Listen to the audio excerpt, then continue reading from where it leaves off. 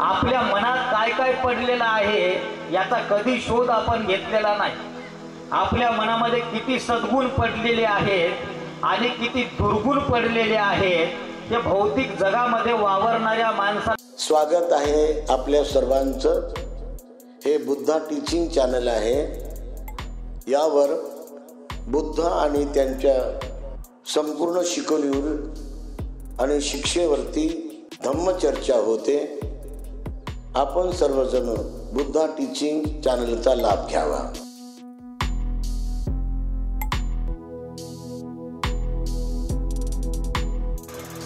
अखिल विश्वाला शांततेचा मानवतेचा संदेश देणारे महान कारुणिक विश्ववंदनीय तथागत भगवान बुद्ध, विश्ववंदनीय बोधिसत्व डॉक्टर बाबासाहेब आंबेडकर यांच्या महान विचार कार्याला प्रथम तत्त्वीवर अभिवादन करून बौद्ध धम्माचे गाढे अभ्यासक महान त्यागी भिक्खू, ज्येष्ठ भिक्खू पूज्य भदंत धम्मसेवकजी महास्तवीर यांच्याही महान त्यागाला वंदन करून या ठिकाणावर आदरणीय गुरुवर्य पूज्य भदंत डॉक्टर उपगुप्तजी महास्तवीर यांनाही वंदन करून धर्ममंचावर उपस्थित भिक्खू सुभूते, भिक्खू संघ प्रिय धर्मघोष, भिक्खू गौतम रत्न संघरत्न या ठिकाणावर भिक्खू रेवत बोधी, बनते शीलभद्र, बनते शील धम्मो, संघशील सुनंद, बनते शीलानंद या धम्म परिषदेचे संयोजक भिक्खू पयारत्नजी स्थवीर यांनाही वंदन करून बनते पय्यावर्धन, सर्व श्रद्धावान उपासक उपासिका, सुंदर सूत्रसंचलन करत असलेले इंगोले सर, इंगोले बाबा इथं आहेत, रमाईच्या लेखिका या ठिकाणावर ताई इथं उपस्थित आहेत। सर्व श्रद्धावान उपासक उपासिकांनो, सुप्रिया महिला मंडळ येळूरवरून सुद्धा बरीचशी मंडळी इथं उपस्थित आहे। धम्म परिषदेचे संयोजक भीमराव उत्तरे सर आता जिथं उपस्थित होते, महिला मंडळ उपस्थित आहे। पूज्य भदंत निर्वाण पदस्थ काश्यप महास्थवीर यांच्या स्मृतींनाही विनम्र अभिवादन करून त्यांनी या बौद्ध धम्माचा प्रचार प्रसार व्हावा म्हणून आपल्या त्यागामधून एक पवित्र भूमी या अंधारवाडी भागामध्ये त्यांनी निर्माण केली। तसं या अंधारवाडीमध्ये बुद्ध विचाराच्या ज्ञानाचा प्रकाश पाडण्याचं त्यांनी काम केलं। खरं तर त्यांना डोळ्यांनी बरोबर दिसत नव्हतं, पण लोकांना दृष्टी देण्याचं महान पुण्याचं काम काश्यप भंतेजी करून गेले। त्यांच्या महान पुण्याच्या बळावर आज या हिंगोली जिल्ह्यामध्ये बौद्ध धम्माचा प्रचार आणि प्रसार होत आहे। आपण सर्व त्या पुण्यामध्ये सहभागी आहात। डॉक्टर इंदावंस महास्तवीर हे सुद्धा उपस्थित आहेत, प्राचार्य डॉक्टर खेमोधोमो महास्तवीर, प्राध्यापक डॉक्टर एम सत्यपाल महास्तवीर हे सुद्धा धम्मदेशना तुम्हाला देणारच आहेत। उपासक उपासिकांनो, बुद्धाचा धम्म हा कल्याणकारी आहे। मानव जातीचं हित, प्राणी मात्राचं हित, कल्याण बुद्धाच्या विचारामध्ये सामावलेलं आहे आणि त्यामुळे त्या पवित्र बुद्ध वचनाचा प्रचार आणि प्रसार करणं यामुळे आपलं महान पुण्य बनत असते। जे लोक श्रवण करत असतात आणि ते श्रवण करत असताना एक जरी उपासक उपासिकांना त्या धर्माचा लाभ जरी झाला तरी सुद्धा ही परिषद सार्थकी लागल्यासारखं आहे। बुद्धाने डॉक्टर बाबासाहेब आंबेडकरांनी विचारानं क्रांती केलेली आहे। या देशामध्ये जर प्राचीन इतिहास जर आपण बघितला तर या देशामध्ये लोक अंधश्रद्धेनं बरबटलेली होती, लोक देवाधिकांच्या नादी लागलेली होती, देव दगडाची धोंड्याची पूजा करणारी होती, कोंबड्या बकऱ्यांच्या कत्तली करणारी होती, यज्ञयाग करून पशूंचा बळी देणं, तेल तूप जाळणं, मद्यपान बेधुंद करणं, म्हणजे इथली एक परंपरा, एक काळ इथला बराच म्हणजे त्यामध्ये गेला। परंतु भगवान बुद्धाने या व्यवस्थेच्या विरोधामध्ये बंड पुकारलं आणि विज्ञानवादी असलेला आपला धम्म लोकांना सांगितला। दुःखातून मुक्त होण्यासाठी बुद्धाने सरळ सांगितलं की तुम्हाला कुठलेही यज्ञयाग करण्याची गरज नाही। दुःखातून मुक्त होण्यासाठी तुम्हाला कुठल्याही दगड धोंड्याला शेंदूर फासण्याची गरज नाही, तुम्हाला कुठेही नवस तापस करण्याची गरज नाही। भगवान बुद्धाने सरळ सांगितलं की शील पालन जर केलं तर मनुष्य दुःखातून मुक्त होऊ शकतो। 5 शिलाचं पालन करणं, अष्टशिलाचं पालन करणं, 10 शिलाचं पालन करणं, 227 नियमांचं पालन करणं, 75 शेकियांचं पालन करणं, हा भगवान बुद्धाने दुःख मुक्तीचा मार्ग सांगितला। आणि बुद्धाने हे सुद्धा सांगितलं की मी तुमचा मार्गदाता आहे, मी तुमचा मोक्षदाता नाही। मुक्ती ही ज्याची त्यांना मिळवायची आहे। जे माणसं बहिर्मुखी न राहता स्वयंमुखी होत असतात, जी माणसं या 3.5 हाताच्या कायेमध्ये काय उत्पन्न होत आहे आणि काय नष्ट होत आहे याच्या बाबतीमध्ये सजग होत असतात, जी माणसं आपल्या शरीरावर उत्पन्न होणाऱ्या संवेदनांच्या बाबतीमध्ये त्या सुखद आहेत की दुःखद आहेत याची अनुभूती करून त्याच्यातला अनित्यबोध पाहत असतात आणि स्वतःच्या चित्ताला समतेमध्ये ठेवत असतात, तर अशी माणसं निर्वाणाचा साक्षात करू शकतात। जी माणसं आपल्या कायेवर विजय मिळवत असतात, जी माणसं आपल्या वाणीवर विजय मिळवत असतात, जी माणसं आपल्या वाणीला अशुद्ध होऊ देत नाहीत, शुद्ध करण्याचा प्रयत्न करत असतात, मग वाणीला शुद्ध कसं करायचं? तर वाणीला शुद्ध करण्यासाठी बुद्धाने सम्यक वाचा सांगितलेली आहे की माणसाने नेहमी सत्य बोललं पाहिजे, असत्य बोलू नये। माणसाने आपल्या लोकांविषयी रागाची किंवा शिवीगाळीची भाषा वापरू नये। माणसाने सर्वांशी आपुलकीने आणि सौजन्याने वागलं पाहिजे आणि माणसाने अर्थहीन मूर्खपणाची बडबड करू नये। त्याचे बोलणे भाषेने समंजसपणाचे आणि मुद्देशुद्ध असले पाहिजे। या जर सम्यक वाणीचा आपण उपयोग केला, बुद्धानं सांगितलेल्या मोजक्यात महत्वाच्या गोष्टी वाणीवर ताबा मिळवण्यासाठी आपल्याला खूप लाभदायक आहे। आणि या गोष्टीचं जर मनुष्य पालन करू लागला तर निश्चित आंतरिक सुख आपल्याला लाभल्याशिवाय राहणार नाही। या जगामध्ये वेगवेगळ्या प्रकारची वेगवेगळी माणसं आहेत, वेगवेगळ्या प्रकारची वेगवेगळे प्राणी आहेत, प्रत्येकाची दिशा वेगळी आहे, प्रत्येकाची विचार करण्याची शैली वेगळी आहे, आचरण करण्याची पद्धती वेगळी आहे। काही माणसाला मार्ग सापडला तर काही माणसं आजही मार्ग भरकटलेले या देशामध्ये, या जगामध्ये, विश्वामध्ये आहेत। ज्या माणसाला या बुद्ध तत्वज्ञानाचा मार्ग सापडला आणि जी माणसं या बुद्धाच्या मार्गामध्ये पडली, आचरणशील झाली, अशा माणसांचा इतिहास जेव्हा डोळ्यासमोर येतोय, मग ते महिला असतील की पुरुष असतील, ज्या ज्या माणसांनी बुद्ध धर्माच्या तत्वाचं आचरण केलं, अशी माणसं श्रोतापन्न झालेल्याचा इतिहास पाहायला मिळतो.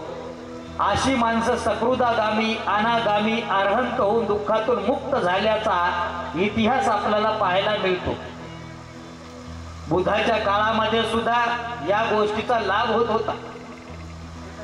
आजही शिलाचं पालन करणारी मनुष्य, महिला असतील पुरुष असतील, ज्या अष्टशिलाचं पालन करत असतील, 10 शिलाचं पालन करत असतील, ती माणसं स्वतःमध्ये सुखाचा अनुभव घेत असतात. ती माणसं आपल्या स्वतःमध्ये या 3.5 हाताच्या कायामध्ये परम सुखाचा आनंद घेत असतात. आजही ती अनुभूती जशाला तशी बुद्धाच्या काळामधल्या लोकांना जशी आली, बुद्धाच्या नंतरच्या काळातल्या लोकांना जशी आली, तीच अनुभूती आजही शिलाचं पालन करणाऱ्या लोकांना सेम जशाला तशी सुखाची अनुभूती होते. बऱ्याच लोकांचे अनुभव आहेत. हे अनुभव आपल्याला जर घ्यायचे असतील तर आपण 10 दिवस एखाद्या वेळेस विपश्यना सेंटरमध्ये सुद्धा गेलं पाहिजे. त्या ठिकाणावर जाऊन आपण शील पालन केलं पाहिजे.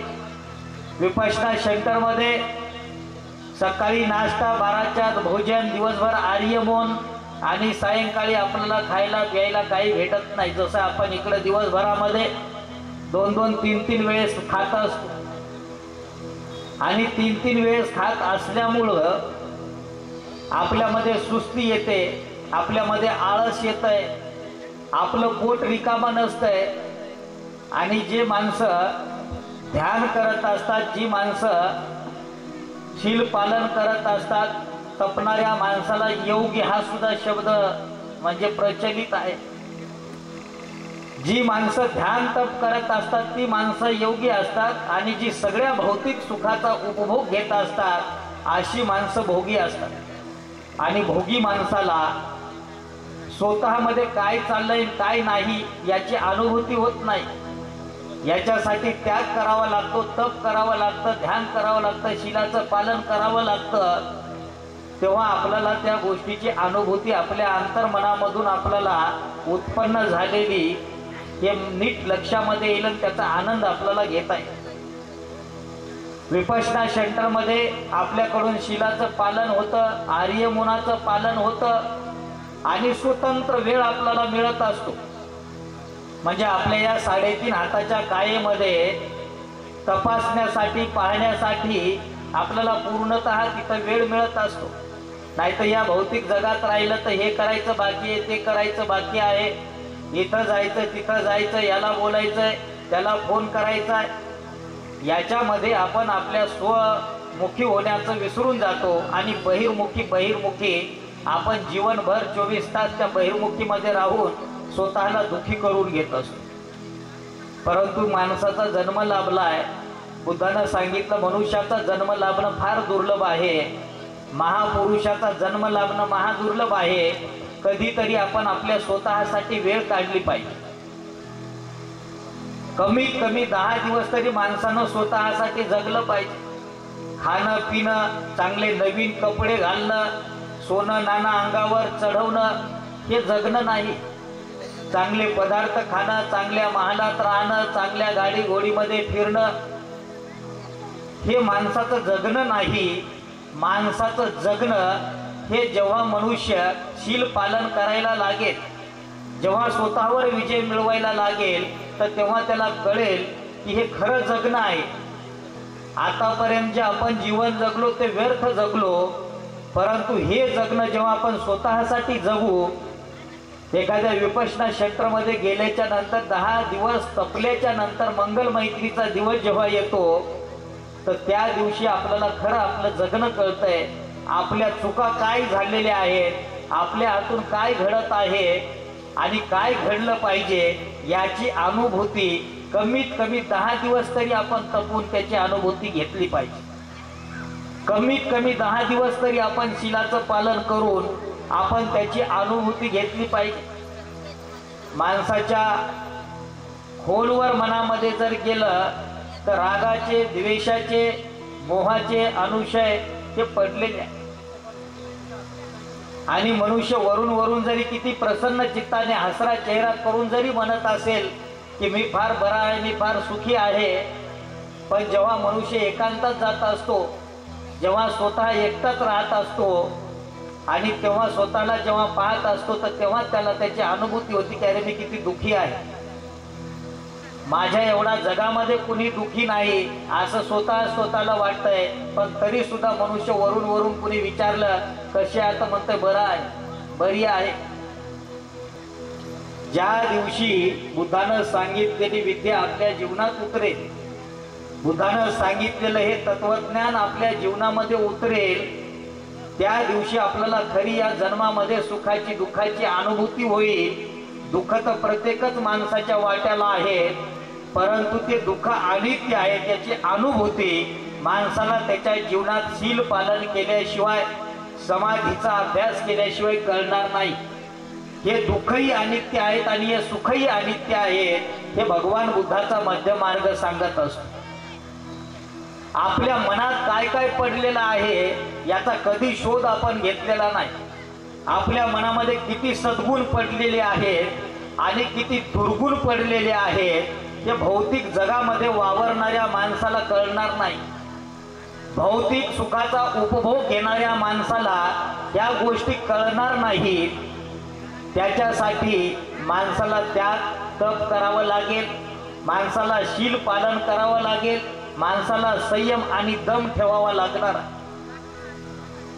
जर एक उदाहरण आपण पाहिलं की एखाद्या विहिरीतलं पाणी जर गढूळ झालेलं असेल आणि त्या गढूळ झालेल्या पाण्यामध्ये जर आपण त्याचा तळ पाहू लागलो त्या विहिरीचा, तर त्या तळामध्ये काय आहे हे आपल्याला दिसणार नाही. काय दिसणार नाही? कारण पाणी गढूळ झालेलं आहे. परंतु काही विहिरींचं पाणी पाहतो आपण एकदम नितळ असतंय, निर्मळ असतंय, स्वच्छ असतंय. आणि जर आपण वरून जर खाली पाहू लागलो तर आपल्याला त्या एखाद्या विहिरीचा तळ सुद्धा दिसत असतो. त्या विहिरीच्या बुडाला दगड आहेत की तिथं मासे आहेत की खेकडे आहेत की एखादा कासव आहे की आपल्याला त्या बुडापर्यंत तळापर्यंत पाहायला आपल्याला दिसतंय. पाहायला जर गेलो तसं जर विकाराने आपलं मन भरलेलं असेल, रागाने भरलेलं असेल, द्वेषाने भरलेलं असेल, मोहाने भरलेलं असेल, वेगवेगळ्या विकारांनी हे जर मन भरलेलं असेल तर आपल्या मनामध्ये सद्गुण किती अंतर्मनात पडलेले आहेत हे सुद्धा आपल्याला कळणार नाही.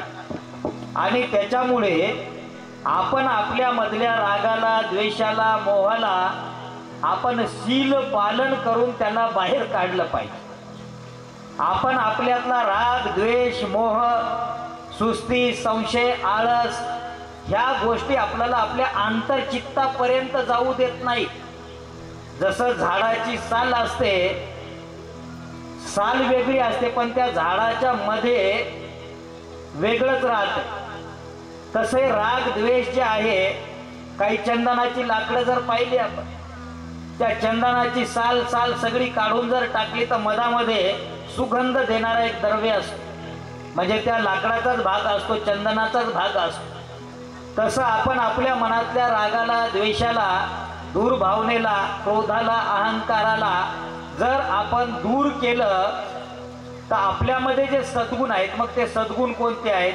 सत्य, मैत्री, करुणा, मुदिता, उपेक्षा, दान आहे, हे आपल्यामध्ये सद्गुण ऑलरेडी हे सुद्धा पडलेले असतात. परंतु आपल्याला ते पाहण्याची दृष्टी, हे जे काही वरचे विकार असतात ते आपल्याला पाहू देत नाही. जसं एखादं शेत तणानं नाश पावते बुद्ध म्हणाले, तसा मनुष्य सुद्धा अहंकाराने, द्वेषाने, मोहाने या अधोगतीकडे जात असतो. जसं गांजर गवत एखाद्या चांगल्या पिकामध्ये येतंय, हराळ कुंदा एखाद्या चांगल्या पिकामध्ये येतंय, चांगलं पीक नष्ट करत असतंय, तसं माणसाच्या जीवनामध्ये सुद्धा जे रागाचे, द्वेषाचे, मोहाचे, सुस्ती, संशय, आळसाचे हे जे काही विकार आहेत ते माणसातले ते नष्ट करत असतात. आणि म्हणून याला अगोदर काढल्याशिवाय आपल्याला सद्गुण कळणार नाहीत आणि ते सद्गुण बाहेर येणार नाही. जेव्हा आपण शेतातलं तण पूर्णपणे काढून टाकतो, त्याला नष्ट करतो, तेव्हा चांगलं पीक बाहेर येत असतंय. आणि ते चांगलं पीक आल्याच्या नंतर सुद्धा कुशल शेतकरी त्याची व्यवस्थित काळजी घेत असतो. त्याला वेळेच्या वेळेला खत पाणी देत असतो, त्याचं वेळेच्या वेळेला निंदण खुरपण करत असतो. वेळेच्या वेळेला गुराढोरांपासून बचावासाठी त्याला काटेरी कुंपण असेल, कुठलं दुसरं कुंपण असेल, त्याला ते कुंपण घालत असतो. का घालत असतो? की हे पीक आलेलं हे नष्ट होऊ नये. जेव्हा आपल्यामधले सद्गुण निर्माण होत असतात आणि हे सद्गुण आपल्यामध्ये आलेले असतात, त्याची वाढ जेव्हा आपण करत असतो, तर तेव्हा सुद्धा आपल्याला त्याची जोपासना करावी लागत असते. आपण जर त्याची जोपासना नाही केली, आपण त्या गोष्टीवर जर लक्ष नाही दिलं, तर जसं शेताला तण खाऊन घेतंय चांगल्या पिकाला, तसं आपल्यातले सद्गुण नष्ट होऊन मनुष्य कधी अधोगतीच्या पथावर पडेल हे सांगता येत नाही. म्हणून वेळोवेळी आपण काळजी घेतली पाहिजे की माझ्यातलं शील नष्ट तर होत नाही, मी धम्मापासून दूर तर जात नाही, बुद्ध धम्म संघावरून बाबासाहेबांच्या विचारावरून माझी श्रद्धा तर दूर होत नाही. या तीन रत्नाचं शरणस्थान आजीवनभरासाठी आपल्याला स्वीकारायचं आहे. बोधिसत्व डॉक्टर बाबासाहेब आंबेडकरांनी हा पवित्र दिलेला धम्म हे आपल्याला आपल्या जीवनामध्ये उतरवायचं आहे. कारण बाबासाहेब आंबेडकरांनी या देशामध्ये विविध धर्म असताना सुद्धा हा बुद्धाचा धम्मच का दिला आपल्याला? कारण याच्यामध्ये कुठल्याही धर्माचा द्वेष करावा ही शिकवणूक नाही. सर्व धर्माचा आदरच केला पाहिजे. या धम्मामध्ये शील पालन करण्याला अधिक महत्त्व दिलेलं आहे. बुद्धाच्या धम्मामध्ये कुठल्याही कर्मकांडाला थारा नाही, इथं अंधश्रद्धेला थारा नाही. बुद्धाचा धम्म हा विज्ञानावर आधारित असलेला आहे. बुद्धाचा धम्म माणसाला वर्तमान काळामध्ये सुद्धा सुख देणारा आहे. बुद्धाचा धम्म माणसाला भविष्य काळामध्ये जगा म्हणून शिकवत नाही, भूतकाळामध्ये जाऊन जीवन जगा म्हणून शिकवत नाही. बुद्धाला स्वर्ग आणि नरक या गोष्टीविषयी कुठल्याही प्रकारचं आकर्षण नाही. माणसाच्या जीवनात चांगले विचार स्वर्ग निर्माण करत असतात आणि माणसाच्या जीवनाचा नरक वाईट विचार करत असतात. म्हणून चांगलं जर जीवन आपण या पृथ्वी तलावर जरी जगू लागलो तर आपल्या जीवनामध्ये स्वर्ग निर्माण झाल्याशिवाय राहणार नाही. याची अनुभूती तुम्हाला याच जन्मामध्ये मिळेल. आणि जर वाईट वागू लागलो, शीलाचं उल्लंघन करून जर जगू लागलो, तर आपल्या याच जीवनामध्ये आपल्या जीवनाचा नरक झाल्याशिवाय राहणार नाही. आणि म्हणून बुद्धाने आकाशातलं नाही सांगितलं ना पाताळातलं नाही सांगितलं, बुद्धानं जमिनीवरचं सांगितलेलं आहे. बुद्धाने कशाचा शोध नाही घ्यायला सांगितला.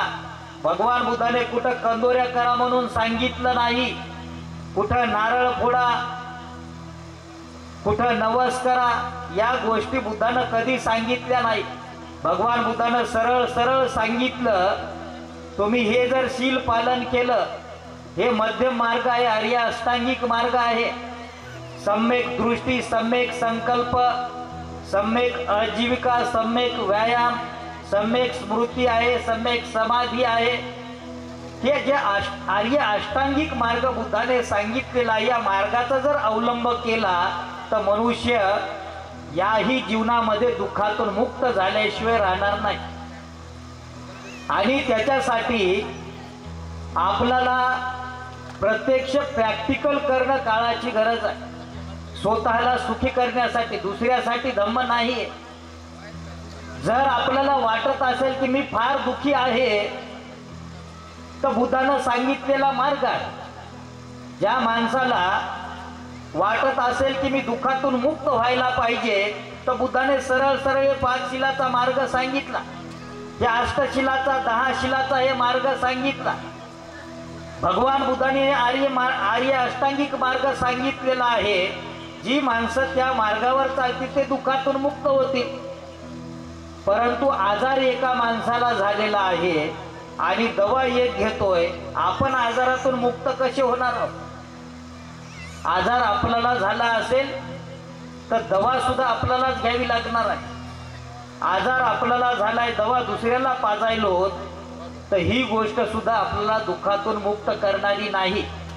म्हणून बुद्धाने सरळ सांगितलं की तुम्ही तुमचा मार्ग स्वीकारा, तुम्ही तुमचा मार्ग निवडा.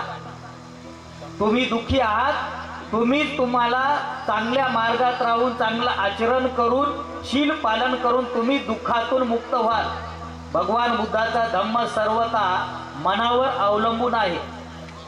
भगवान बुद्धाने जेव्हा पहिली गाथा जेव्हा सांगितली, माणसाच्या दुःखाचे कारण सांगितले आणि माणसाच्या दुःखाचे आणि सुखाचे कारण सांगितलेले आहे. त्या पहिल्या गाथेमध्ये धम्मपदाच्या बुद्धानं सांगितलं की जर मनुष्य मळलेल्या चित्ताने बोलत असेल, मळलेल्या चित्ताने जर वागत असेल, तर ज्याप्रमाणे चालत्या बैलगाडीचे चाक हे बैलाच्या पायाचा पाठलाग करत असतात, त्याचप्रमाणे अशा माणसा मागून दुःख धावत असते. पण जर मनुष्य निर्मळ चित्ताने बोलत असेल, निर्मळ चित्ताने जर वागत असेल, तर ज्याप्रमाणे कधी न सोडणारी माणसाची सावली असते, अशा माणसासोबत सदोदित सुख नांदत असते.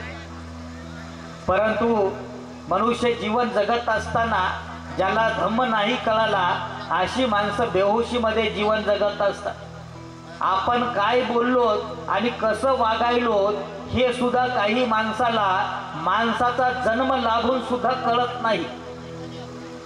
काही माणसं जे धम्म मार्गात आहेत, जे कधी बुद्धाची वाणी त्यांच्या कानावर पडली असेल, जे कधी शील पालन करणारी माणसं असतील, अशा माणसाला लगेच कळतं की अरे मी चांगलं वागतोय की वाईट वागतोय. त्याला लगेच कळतंय की मी वाईट बोललो की चांगलं बोलत आहे. जी माणसं धम्म मार्गात आहे अशाच माणसाला कळतंय. नाहीतर जसं बुद्धानं सांगितलं की काही माणसं आयुष्यभर आमटीतल्या पळीसारखं जीवन जगतात. पळीला जर विचारलं की त्या आमटीची चव कशी तिला सांगता येत नाही. परंतु काही माणसं जिभेसारखी असतात. जिभेवर कुठलाही पदार्थ जर पडला तर तत्काळ जशी जीभ आंबट, खरट, तुरट, तिखट, गोड हे जसं जिभेला लवकर कळतंय, तसं काही माणसं या जगामध्ये तत्काळ धम्माचा लाभ करून घेणारे लाभी माणसं आहेत. की त्या लोकांना बुद्धाचा एक जरी शब्द त्यांच्या कानावर पडला, त्या एका शब्दाला धरून बुद्धाच्या काळात सुद्धा लोक श्रोतापन्न झाले, सकृदागामी झाले, अनागामी झाले, अरहंत झाले. पूर्ण त्रिपिटक सांगण्याची गरज नाही. एक म्हातारी बुद्धाकडे आली आणि म्हणाली की भगवान, माझा आता वय झालेला आहे आणि मला आता जास्त काही कळणार नाही, तुम्ही जर जास्त सांगितलात मला थोडक्यामध्येच उपदेश करा. भगवान बुद्धाने तिला फक्त दोनच ओळीमध्ये सांगितलं, सब पाप साकरण कुशलस उपसंपदा सचित पर्योदफन एतम बुद्धानुशासन. लांबलच काही सांगित बसले ना. अकुशल कर्माचा त्याग करा, कुशल कर्माचा संचय करा, आपल्या मनाला निर्मळ करा, हेच भगवान बुद्धाचं शासन आहे. आपण आपल्या स्वतःला मुक्त करू शकतो, दुसऱ्याला कोणी मुक्त करू शकत नाही. बुद्धानं स्वतः सांगितलं, मी तुम्हाला मुक्त करू शकत नाही, मी फक्त तुम्हाला मार्ग दाखवतो. जन्म देणारे आई वडील सुद्धा आपल्याला दुःखातून मुक्त करू शकत नाही.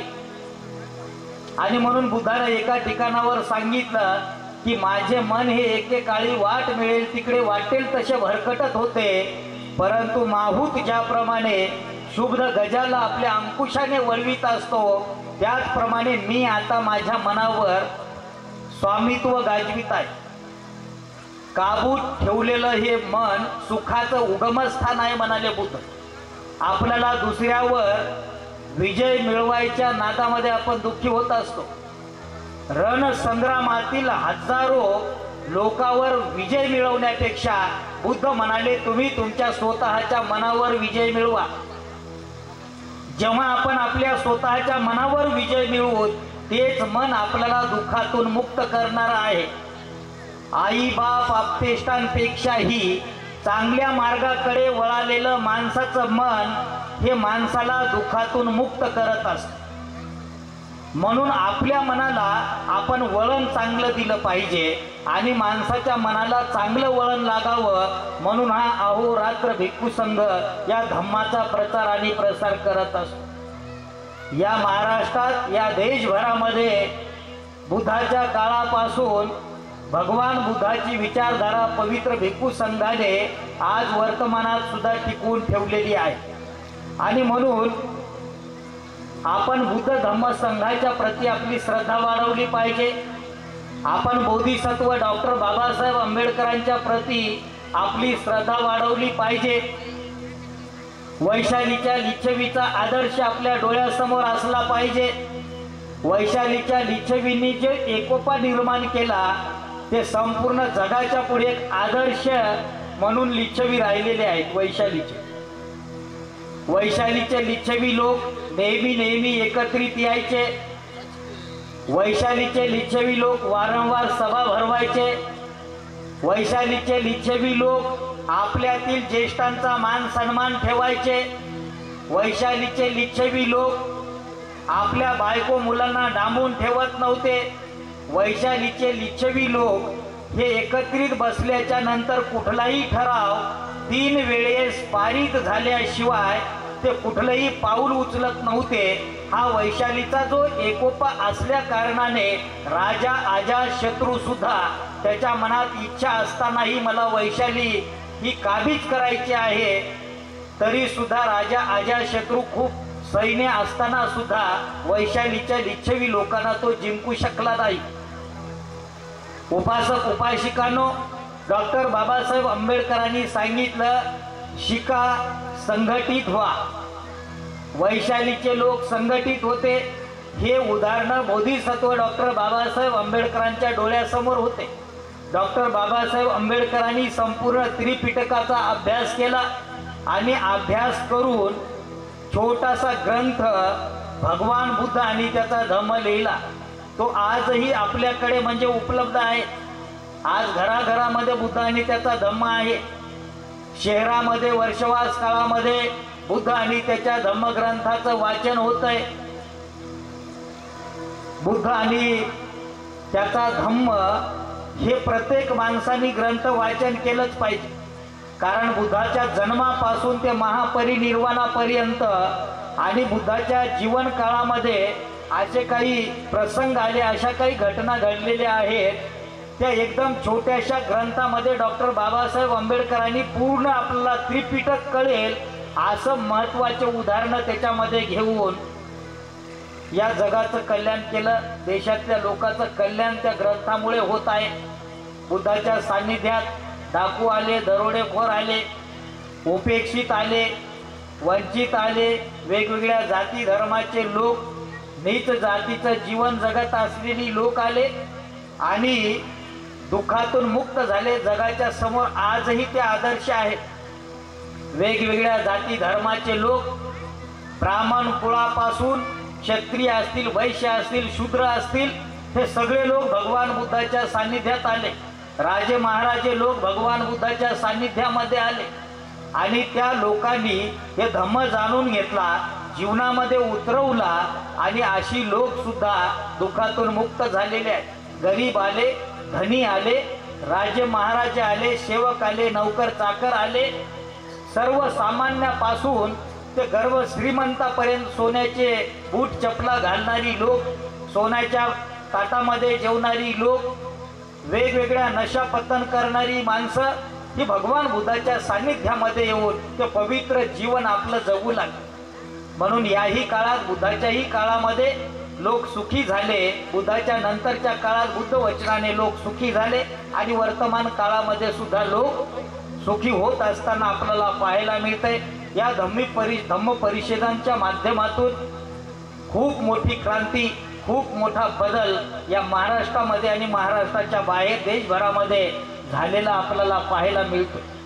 तिथं मी नेहमी काही परिषदेमध्ये सांगत असतो, दार्शनिक शास्त्राचे गाडे अभ्यासक पूज्य भदंत धम्मसेवकजी महास्तवीर आहेत. एक महान त्यागी भिक्खू आहेत.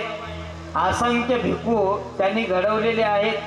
देशभरामध्ये बरेचसे त्यांचे शिष्य म्हणजे दूर दूर पसरलेले आहेत. त्यांनी या महाराष्ट्रामध्ये महाराष्ट्राच्या बाहेर सुद्धा धम्माचा प्रचार प्रसार केला. त्यांच्या माध्यमातून असेल, शिष्यांच्या माध्यमातून असेल. इथं आदरणीय गुरु पूज्य भदंत डॉक्टर उपगुप्त महास्तवीर आहेत, ज्यांच्यामुळं आम्हाला हे चिवर भेटलं. त्यांच्या सान्निध्यामध्ये काही काळ राहून या धम्मामध्ये थोडं शिकायला मिळालं. परिपक्वता मिळवण्यासाठी त्यांचं मार्गदर्शन वेळोवेळी म्हणजे लाभत गेलं. त्यांनीही माझ्यासहित अनेक शिष्य घडवलेले आहेत. जवळपास 20-25 शिष्य आतापर्यंत म्हणजे त्याच्याही पेक्षा आता वाढलेच असतात. सगळ्या महाराष्ट्रभरामध्ये भंतेजींचेही शिष्य आमच्या सहित सगळे महाराष्ट्रामध्ये, महाराष्ट्राच्या बाहेर सुद्धा धम्मदेशना देण्यासाठी जात असतात. धम्माचा प्रचार प्रसार करत असतात. पूज्य भदंत प्राचार्य डॉक्टर खेमोधमो महास्तवीर असतील, पूज्य भदंत प्राध्यापक डॉक्टर एम सत्यपाल महास्तवीर असतील, तेही पूज्य भदंत धम्मसेवकजी महास्तवीर यांचे शिष्य आहेत. सगळ्या महाराष्ट्रात देशामध्ये त्यांचाही धम्माचा प्रचार प्रसार मोठ्या प्रमाणामध्ये तेही करत असतात. यांच्या काळात काय एवढ्या भारी भारीच्या गाड्या नव्हत्या जशा आज आम्हाला भेटत आहेत. त्यांनी कुठं भिक्षाटन करून, कुठं भाकरी खाऊन, जिथं भाकरी नाही मिळाल्या त्याच्या ठिकाणावर उपासपोटी राहून धम्माचा प्रचार आणि प्रसार या महाराष्ट्रात देशभरामध्ये केलेला आहे. त्यांनी ही पवित्र परंपरा जतन केल्यामुळं ही लोन आमच्यापर्यंत पोहोचवलेली आहे. आणि अशा या महान भिक्खूंच्या सान्निध्यात राहून आम्हालाही हे महान पुण्य अर्जित करण्याची महान संधी भेटलेली आहे. उपासक उपासिकांनो, तुम्हीही पुण्यवान आहात. या पवित्र त्यागी भिक्खूंची धम्मदेशना तुम्हाला सातत्यानं ऐकायला भेटत असते. आणि याचं कारण म्हणजे पूज्य भदंत काश्यप महाथेरो यांनी इथं ते धम्माचं बीज टाकलं. त्यामुळे एवढा मोठा भिक्खू संघ आज तुमच्याकडे इथं उपस्थित राहत असतो. या बीजाला म्हणजे याचं तर झाड झालेलं आहे, पण परत याला काही नासधूस होऊ नये याची जोपासना व्हावी म्हणून पूज्य भिक्खू पन्यारत्न थेरो विपश्यना आचार्य हे आमचे धम्मबंधू ते या ठिकाणावर राहून म्हणजे तुम्हाला हे धम्म शिकवण्याचं सांगण्याचं काम करतात. आता त्यांच्यासोबत बनते पन्यावर्धन हे सुद्धा इथं म्हणजे त्यांच्या सान्निध्यामध्ये आहेत. हा सर्व भिक्खू संघ महाराष्ट्रभर धम्माचा प्रचार आणि प्रसार करत आहे. उपासक उपासिकांनो, या देशाला बुद्धाच्या विचाराची गरज आहे. या देशाचं संविधान वाचलं पाहिजे. हे सुद्धा महत्त्वाचा विषय आज घडीला महत्त्वाचा विषय राहिलेला आहे. या देशामधली ही EVM मशीन हटली पाहिजे. EVM हटाव देश बचाव, EVM हटाव संविधान बचाव. आणि त्याच्यामुळं म्हणजे येणारा काळ भारतीय संविधानामुळे खरं तर आपण सगळे सुरक्षित आहोत. भारतीय संविधान जर राहिलं नसतं आणि कदाचित तिथं जर मनूचा कायदा राहिला असता तर आपल्याला एवढं सन्मानपूर्वक बसता आलं नसतं. आपल्याला हे धम्मश्रवण करता आलं नसता. इतिहास जर आपण पाहिला, डॉक्टर बाबासाहेबांनी सुद्धा सांगितलं की जी माणसं इतिहास विसरत असतात ती माणसं इतिहास घडवू शकत नाही. त्याच्यामुळे इतिहास आपल्या डोळ्यासमोर असला पाहिजे. कोणते मंत्र ऐकले तर कानात शिशाचं तेल ओतल्या जायचं. एखादा मंत्र जर म्हणला तर त्याची जीभ कापल्या जायची. माणूस असून माणसासारखं इथं वागता येत नव्हतं. सार्वजनिक पानवठ्यावर पाणी पिण्याचा अधिकार नव्हता. गळ्यात मडकं, कमरेला झाडू होता. इथली ही व्यवस्था होती.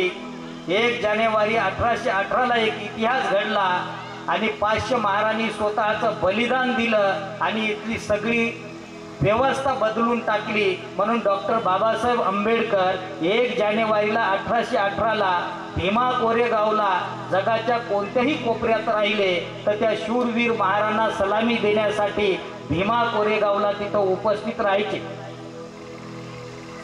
वाणी असून तोंड असून बोलता येत नव्हतं, खाली मान टाकून जीवन जगावं लागत होतं, जोहार म्हणावं लागत होता, पायातले पादत्राणा हातात घेऊन वाकून झुकून येशीमधून जावं लागत होतं. ही अवस्था या देशामध्ये एका व्यवस्थेनं केली होती. परत ती व्यवस्था इथं निर्माण होऊ नये त्याच्यामुळे समाजाने सुद्धा जागृत झालं पाहिजे. इथला वंचित घटक असेल, बहुजन घटक असेल, जेवढे आरक्षण धारक असतील, ज्यांना ज्यांना स्वाभिमानाचं जीवन जगण्याची संधी या भारतीय संविधानाने आपल्याला दिलेली आहे, या पवित्र भारतीय संविधानाचं रक्षण झालं पाहिजे. जी माणसं संविधानाच्या रक्षणासाठी मैदानात आहेत त्या माणसांच्या पाठीशी आपण उभं राहिलं पाहिजे. कारण येणारा काळ हा कठीण आहे आणि सोपाही तेवढाच आहे. दोन्ही गोष्टी आहेत. त्याच्यामुळे फार मोठी लढाई आहे आपल्यासाठी 2024ची. मी सगळ्यांना सांगत असतो की एक वंचितांनी आता मोठ बांधलेली आहे. जे संविधान प्रेमी आहेत, संविधानावर प्रेम करणारी आहेत, अशी माणसं सगळी एकत्रित आली पाहिजे आणि एक दिशा धरून आपण काम केलं पाहिजे. ॲडव्होकेट श्रद्धेय बाळासाहेब आंबेडकरांचं काम सध्या महाराष्ट्रामध्ये चालू आहे. बरेचसे लोक आज त्यांच्या पाठीमागे उभे राहिलेले आहेत. आपण सुद्धा जर संविधान विरोधी शक्ती इथं काम करत असतील तर समाजाने सुद्धा, आंबेडकरी समाजाने, वंचित घटकांनी सुद्धा आपली एकाची मोठ बांधून येणाऱ्या काळामध्ये आपण कसं सुरक्षित राहतील याच्याविषयी विचार केला पाहिजे. आणि मतदानाची पवित्र विक्री करू नका. 100, 200, 500 रुपयाला आपण आपलं मतदान विकत असतो. घराघरापुढे म्हणजे आपल्या लोक येतात आणि प्रचाराच्या टायमात, निवडणुकीच्या टायमातच लोक येतात. एरवी कोणी तुमच्या घरादारापर्यंत येत नाही. बऱ्याच ठिकाणावर लाईटची व्यवस्था नाही, पाण्याची व्यवस्था नाही, बऱ्याच ठिकाणावर रस्ते नीट नाही आणि आजही लोक म्हणजे त्याही काळामध्ये मतदान देण्यासाठी फार मोठा संघर्ष झालेला आहे. महात्मा गांधींना 21 दिवस उपोषणाला बसावं लागलं. बाबासाहेब तुम्हाला हे हक्क मिळवून देत असताना, आपल्याला हक्क मिळवून देत असताना काय संघर्ष करावा लागला ते बाबासाहेब आंबेडकरांनाच माहीत. आपण फक्त पुस्तकी ज्ञान घेतोय, आपण फक्त सांगतोय, पण किती कष्ट करावे लागलेत आपल्याला तळागाळातल्या लोकांना इथपर आणण्यासाठी. त्याच्यासाठी सर्वांनी एकीची बोट बांधा. वजी लोकांचा, लिच्छवीच्या वजी लोकांचा आदर्श आपल्या डोळ्यासमोर आपण ठेवला पाहिजे. आणि उपासक उपासिकांनो, जे काही आपसातील मतभेद असतील ते दूर झाले पाहिजे. ज्येष्ठांचा मान सन्मान झालाच पाहिजे. कारण ज्येष्ठ जिथं असतात ते बेस्ट असतात. कारण ज्येष्ठांच्या पुढे खूप मोठे मोठे अनुभव असतात, पाठीमागे अनुभव असतात. त्याच्यामुळं त्यांचे अनुभव सगळ्यांच्या कामात येत असतात. म्हणून ज्येष्ठांचा आदर सन्मान करून आपण आपल्या जीवनाची वाटचाल केली पाहिजे. आणि येणाऱ्या काळामध्ये आपण एकोपा निर्माण करा आणि एक आपली शक्ती म्हणजे उभी राहणं गरजेचे आहे. त्याही काळात बाबासाहेब आंबेडकर म्हणजे आपलं एक राष्ट्र निर्माण झालं पाहिजे. कारण या देशामध्येच विविधतेतून म्हणजे एकता दिसून येत असते. आपल्याला सर्व पाहतोय आपण की विविध जाती धर्माचे लोक या देशात राहतात. बाहेर देशामध्ये नाही पाहायला मिळत. थायलंड असेल, श्रीलंका असेल, चीन, जपान असेल, पाकिस्तान असेल, आधी जे काही जगातले राष्ट्र आहेत तिथं एकच वर्ग मोठ्या प्रमाणात बुद्धिस्ट तर बुद्धिस्टच पाहायला मिळतात, मुस्लिम तर मुस्लिमच पाहायला मिळतात, ख्रिश्चन तर ख्रिश्चनच पाहायला मिळतात. पण एवढे लोक या देशामध्ये विविध बोली भाषा बोलणारे, वेगळी वेशभूषा धारण करणारे, वेगवेगळ्या जाती धर्माला पंथांना मानणारी लोक या देशामध्ये राहतात. याचं एकमेव कारण एकोप्यानं राहतात. त्याचं कारण म्हणजे बाबासाहेबांनी लिहिलेलं भारतीय संविधान आहे. म्हणून भारतीय संविधान हे टिकलं पाहिजे. याच्यासाठी सुद्धा आपण त्याही बाबतीमध्ये विचार करावा. ज्ञानरक्षित भंतेचं माझी आता येताना थोडी चर्चा झाली. त्यांनी सांगितलं येणाऱ्या काळामध्ये कदाचित बौद्ध भिक्खूंनाच म्हणजे पुढाकार घ्यावा लागेल असं एक चित्र दिसायला लागलेलं आहे. आणि भिक्खूमध्ये त्या क्षमता आहे. कुठल्याही भिक्खूच्या मागे ईडी फिडीची काही चिंता नाही. कुणाला चिडी लागणार नाही, शिडी लागणार नाही. त्याच्यामुळं भिक्खू संघाची फार मोठी एक जबाबदारी आहे. भंतेजी आहेत, सगळे सिनियर भंतेजी आहेत या ठिकाणावर. तर तेही विचार म्हणजे निश्चितच या गोष्टीविषयी करतील आणि आम्हालाही मागच्यांना मार्गदर्शन योग्य करतील. ते कोणती दिशा योग्य आहे, कोणती अयोग्य आहे याच्याविषयी ते आम्हाला मार्गदर्शन करतील अशी अपेक्षा बाळगतो. तर या ठिकाणावर मी अधिकचा उपदेश न करता मी आपली धम्मदेशना आपल्या सर्वांच्या प्रति मंगल भावना व्यक्त करून या ठिकाणावर समाप्त करतोय. सर्वांचं मंगल हो, सर्वांचं कल्याण हो. साधु साधु साधु. बुद्धं नमामि, बुद्ध को नमन करता हूँ. धम्मं नमामि, धम्म को नमन करता हूँ. संघं नमामि, संघ को नमन करता हूँ.